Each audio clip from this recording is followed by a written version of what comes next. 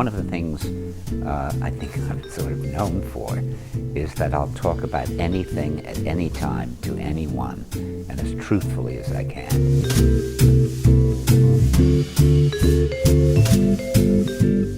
It really began with a conversation that we started to have about 2 years before I started shooting, which was in 2009, about recording Andre's amazing stories. And everyone was telling him to write a memoir, and he didn't want to write a memoir because he's not a writer, he claims. And I also think memoirs are the last thing you do before you drop dead.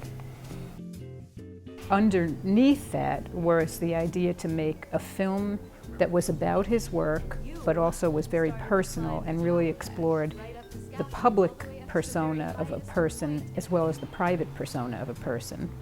So I wanted to explore the story about his father and his work and the marriage, and there were like 5 stories going on here, and a theme that goes through a lot of my work, which is time and aging and the brevity of life. One thing I learned is that I hate to talk about the directing process and what it is I actually do. I don't like to put it into words.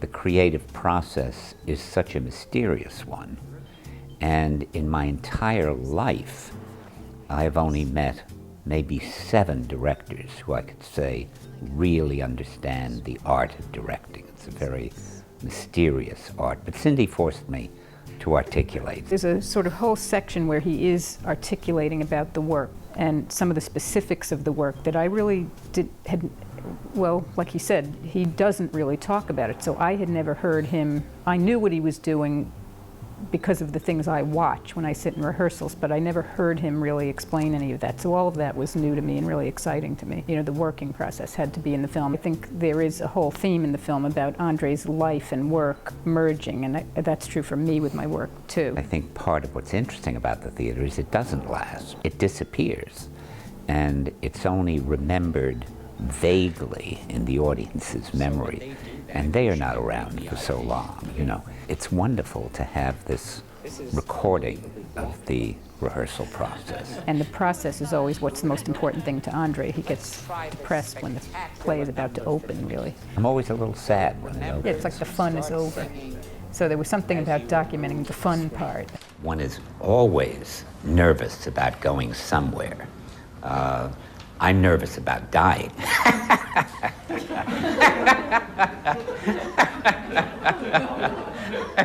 I think it's dangerous for the psyche to stay with what you know, and that it's great to always go into the unknown.